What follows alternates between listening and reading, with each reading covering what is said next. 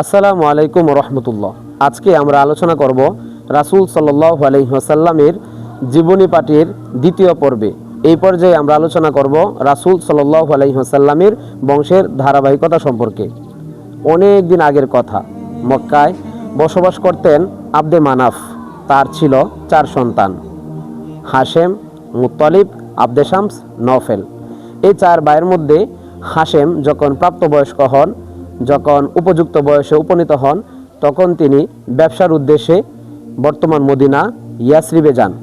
ইয়াসরিবে যাওয়ার পর সেখানে ব্যবসার কাজকর্ম করার সময় জানতে পারেন ইয়াসরিবে বনু নাজ্জার গোত্রের মধ্যে একজন সুন্দরী, রূপসী এবং পুণ্যবতী নারী রয়েছেন। তার নাম হচ্ছে সালমা। লোকদের কাছে সালমার গুণকীর্তন শুনে হাশেম তাকে বিয়ে করার জন্য প্রস্তুতি নিলেন। প্রস্তুতিস্বরূপ সালমাকে প্রস্তাব দেওয়া হলো বিবাহের, এবং সালমার পক্ষ থেকে হাশিমকে শর্ত জুড়ে দেওয়া হয়েছে যে তিনি বিয়ে করতে রাজি আছেন, তবে শর্ত হচ্ছে তিনি স্থায়ীভাবে মক্কায় যাবেন না, বরং তিনি পিতৃভূমি ইয়াসরিবেই থেকে যাবেন, অর্থাৎ বনু নাজ্জার গোত্রেই থেকে যাবেন।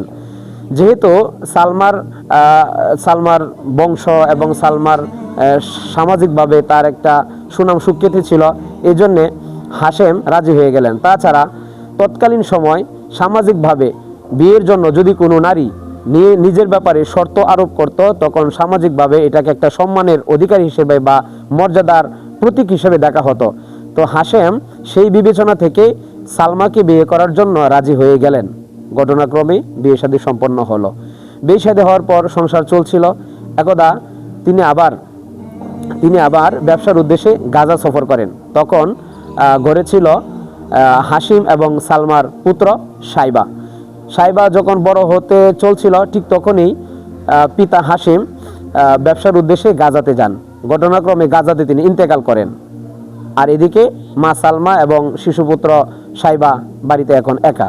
তো সালমা পিতৃহীন এই সাইবাকে আস্তে আস্তে বড় করতে লাগলেন। যখন সাইবা বড় হতে লাগলো, একদিন সাইবার চাচা হাশিমের ভাই মুত্তালিব মক্কা থেকে ইয়াসরিবে আসলেন তাকে নিয়ে যাওয়ার জন্য। ইয়াসরিবে আসার পর সালমার কাছ থেকে যখন হাশিমকে মক্কায় নিয়ে গেলেন, মক্কার মানুষ মনে করলো এই ছেলে হচ্ছে মুত্তালিবের গোলাম, কারণ তৎকালীন সময় গোলামের একটা বেচাকেনা ছিল এবং দাসপ্রথা ছিল। তো সবাই ভেবেছিল যে মুত্তালিব হয়তো গোলাম ক্রয় করে এনেছে। তখন এই সুবাদে সাইবাকে, যিনি সালমা এবং হাশিমের পুত্র, সাইবাকে সবাই আব্দে মুত্তালিব বা আব্দুল মুত্তালিব হিসেবে সম্বোধন করতে লাগলো। তো মানুষ যখন তাকে ডাকতে ডাকতে অভ্যস্ত হয়ে গেল, একটা সময় সাইবার নাম তলে পড়ে গেল এবং আব্দুল মুত্তালিব নামেই তিনি পরিচিতি লাভ করেন। তো আব্দুল মুত্তালিব তিনি একদিন বিয়ে করেন।